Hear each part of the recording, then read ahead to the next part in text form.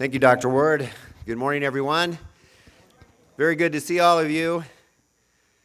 I've really enjoyed the General Conference of Elders so far. It's good to see so many of you here. I do wish there were more of us here, that everyone could join us. So I hope quite a few are listening in this morning.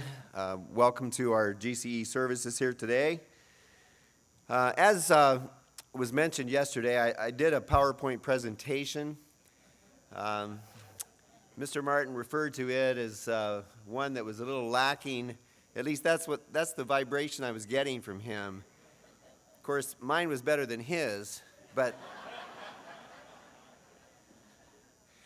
today I do have one of epic proportions.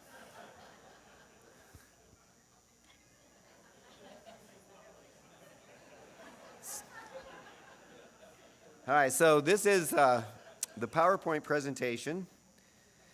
I've enjoyed the few months I've had as operation manager. I enjoy working with Mr. Kubik. I guess I appreciate him asking me to do this job. It's been a challenging job, but I really appreciate all of your prayers. I know that you've been praying for me. Many of you have told me that. I certainly appreciate that, and I've certainly seen God's hand in everything that's been going on as far as I'm concerned. I believe God has really helped many of the decisions that needed to be made over the last 4 or 5 months, and I'm certainly very, very grateful for that. Here we have a graph of U.S. attendance over the last year, beginning in March.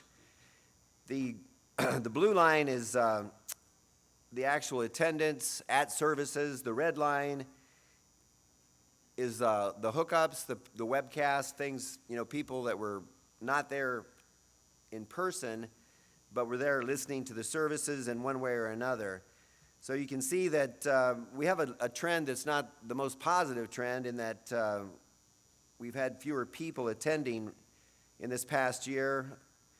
7,227 last March, and we had 6,861 this March.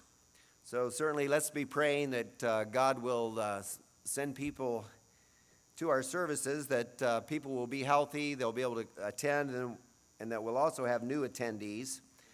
It would be wonderful to be able to show you a graph next year that looks quite a bit different, that's headed in the right direction. So again, I would ask your prayers for the U.S. attendance.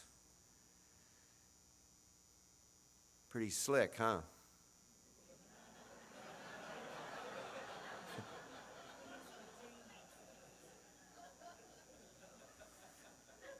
All right, here we have ministerial manpower statistics. We have 389 elders throughout the world, 282 in the United States, 107 internationally. In the U.S., we have 74 church pastors, 55 are full-time, 11 part-time, 7 volunteer, and 1 retired, 13 associate and assistant pastors, 7 full-time, 1 part-time, 5 volunteer, and 195 elders or non-pastoral elders. So we certainly appreciate all of you. We are certainly a team working together. We have 4 ministerial trainees, 3 that are full-time and 1 who's a volunteer, and certainly appreciate them and look forward to much service from our new trainees, and we will be bringing more on board as God provides. I'd like to talk about some of the goals that I personally have and ask you to help me reach these goals. First of all, I'd like to develop close relationships with all pastors and elders. That really is my desire, my goal, and I believe it's been going very, very well so far. I've gotten to know some of you a whole lot better. I've been able to spend quite a bit of time with certain elders all around the United States. So I've been out traveling a lot, and it's really been rewarding.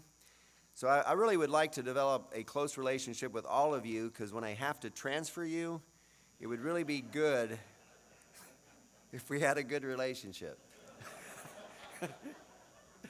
No, we don't really transfer people as often as we once did, and we're warmer, kinder, more sympathetic, and all of that. But Seriously, I really would like to have a close relationship with all of you. I believe that together we certainly want God to be pleased with our service to his children, to all he's calling out of this world into his church.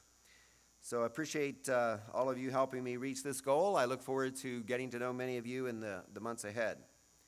Another goal that I have is to encourage all pastors to be helpers of our members' joy and to involve all members in service wherever possible. It's really important to get our members involved, give them opportunities to serve everyone, the widows, letting them know how important their prayers are, how much we really appreciate them and their prayers. They do make a great deal of difference. So we want everyone to feel a real part of God's church in each congregation around the United States and around the world. We do want to develop church congregations around the world that are warm and inviting to new attendees. So I hope that is one of your goals as a pastor and as elders in each congregation, to do what you can do to make your congregation warmer, more inviting, so that when people come, they'll have more of a desire to come back. So it really does make a difference. Those first impressions do make a difference. So I would like to encourage all of you to really think about what you can do and what the elders and what the deacons and the membership can do to make your congregation a warmer place to be. Another goal, I want to visit as many church areas as feasible with the intent to meet as many members as possible. And I've been able to do this already down in Florida. I was able to visit all the church areas down in the southern part of Florida. I really enjoyed spending time with each of the pastors there. Spent several days with Doug and Belinda Wendt, and that was very, very enjoyable. They're very hospitable people, doing a great job for us as a new pastor and his wife. In Tampa and St. Pete, Chuck Smith, really enjoyed visiting he and Mary. Spent a few days down there. Spoke to the Fort Lauderdale congregation. Also Brady Veller. Excuse me, we went out and had a Bible study. And a lot of members came out on a Monday. So it's really been very rewarding to me personally. I've really enjoyed getting out to the church areas. And those who are close to the Cincinnati area, just invite me to come whenever is a good time for you. And if I'm available, I'd love to come, my wife and I, and we'd love to meet your congregations and get to know all of you a lot better. I really would like to cultivate a relationship of mutual trust and openness with all the members as well. So we've been having Q&As, and you know, I like to be as open as possible and share with the membership what I can and answer their questions and so forth. So I'm looking forward to visiting many of the church areas around the United States.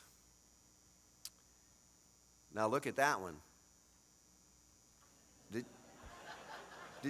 Did you miss that? All right, I'd like to, another goal is to survey every congregation in the near future to determine overall satisfaction level of the members and to help pastors and elders improve in their service to our local congregations. So I have asked a few of our pastors that have already been doing this to send me their surveys, and then we're going to put together a survey that will go out to all of the membership, all the different congregations, so that we'll have an opportunity to get an idea of the overall satisfaction level of the membership in the various congregations throughout the United States. And again, the goal is to help all of us serve more effectively. Another goal, again, watch this. I spent at least 20 minutes working on this. All right, number 5. I'd like to implement an annual pastoral and elder self-evaluations. I'd like to get our elders involved in this too, our local elders, and have the pastors actually have the elders and the pastors do a self-evaluation. So we used to do this some time ago, several years ago. I personally found it helpful. And then I sat down with my regional pastor and we discussed it together. And I found that it was a helpful annual review. We weren't doing it annually, I don't think, back then, but I think it would be good to have an annual review, and at least for a while to just consider what it is we can do to be more effective, how we can serve God and His people more fully. And so our pastors would sit down with their regional pastor at some time in a year. It doesn't have to be all at the same time at all. It can be whenever it's most convenient. So we will be implementing some self-evaluations in the future, so look forward to that. Another goal is to improve regional conferences and ministerial education. As I think Mr. Kubik mentioned, we have a ministerial educational team with Steve Myers and also with Darius McNeely, and I certainly appreciate what they're doing to also improve our regional conferences and our ministerial education, the Labor Day weekend, the PDP, all programs, all online training. So we'll be meeting on a regular basis to make our instruction more effective and more helpful to all of you. Another goal is to respond to any international requests and needs for training and help. And Darius specifically is working with the international areas as far as traveling and teaching and so forth. So we do want to respond to those requests and needs for training and help, not just here in the United States. But if you do have specific needs yourself, we would encourage the pastors to put on their own seminars for the local leadership, for the deacons and the elders, also for the members. So you can also do those types of things in your own local areas. Another goal is to encourage all pastors to mentor others in their congregations, and specifically to serve in the ministry sometime in the future. So perhaps find 2 or 3 people that have the most potential, start working with them, start developing them. You can gauge their attitudes and so forth. If things are working out, continue to work with them. If not, you can always select someone else to start to cultivate and work with. So I'd like every pastor in the United States and around the world to think of others in their congregation. It can be of any age, really. Anyone that would be effective in the ministry, helping in the ministry. And we may be talking 10 years down the road. So start thinking in terms of that long term, 3 to 5 years down the road, 10 years down the road, because we don't really know what God's going to do. If God would open up the doors, as Mr. Kubik was talking about, and start calling as many people as God was calling back in the 60s and the 70s, then we would have some interesting problems on our hands.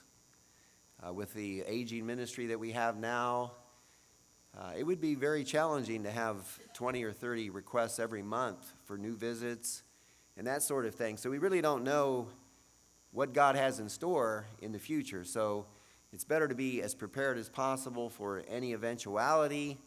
So I would encourage all of our pastors to begin mentoring others in their congregations.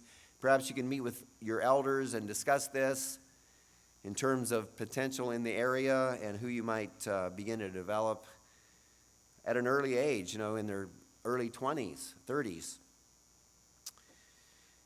And let's see, one last goal. Look at that. That's called a vortex.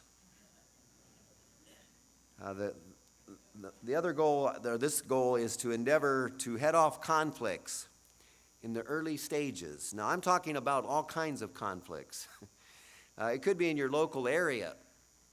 I would like all of us as pastors to consider how everything is going in our church areas. Do we have any conflicts that we really need to deal with? Because generally they don't go away unless we address them. If they're real problems. If they're not real problems, sometimes they will go away. So we don't want to make a problem out of something that really isn't a problem. But if there is something brewing, then I would encourage all of us to get involved in the early stages.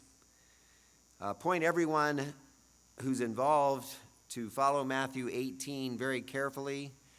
That was one thing that I really tried to do as a pastor, is when someone would come to me and say, I have an issue with so-and-so, the first question was, well, have you talked to them? You know, have you discussed this with them? Have you followed Matthew 18 before coming to me?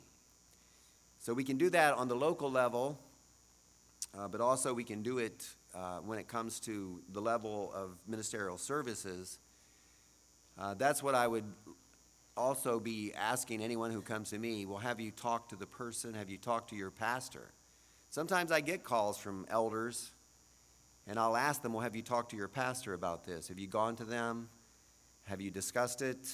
Have you given him a chance to answer any concerns that you might have? So I believe if we learn to head off conflicts early on, if we tackle these things early, it'll make our lives a lot easier in the long run.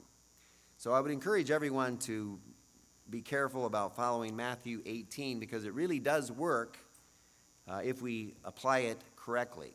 If we follow Matthew 18, I know it works. I've seen it work, and it works very, very well because God knows what he's doing.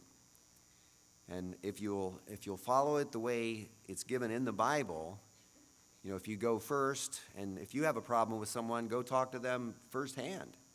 Just have an open conversation with them and say, look, I know there's some conflict between us, and I really believe we can resolve this. What is it that I can do to help you be more at ease with me? I don't know, is it that you don't trust me, or what is it? You know, just be open, ask questions, engage with people. To me, that's the best way to deal with conflicts, is be humble about it, but be open about it, and let them know that you're very sincere about wanting to solve any conflicts, any issues. I believe the more united we are as a people, all of our congregations, as pastors, as elders, as servants of God, the more united we are in our local congregations, then the more united, obviously, we're going to be as a whole. And I believe God will more likely begin to bless us in greater ways when he sees that we truly are united under him and under Jesus Christ. So those are the 9 goals that I have. I have many other goals that I really don't have the time to talk about. Peter said I had this big clock I had to pay attention to down here. I've got 1 minute and 11 seconds. So I think these 9 goals are excellent ones to work on for this year. So if you'll help me achieve these goals, I will certainly be grateful to all of you. So it is a pleasure to work in ministerial services. I'm humbled by the opportunity to serve in this way. I'm grateful for the opportunity. Again, I do ask for your prayers. I believe God does answer your prayers. So please remember me as well as everyone else. We all need each other's prayers. That's all I have. Now, was that not a PowerPoint of epic proportions?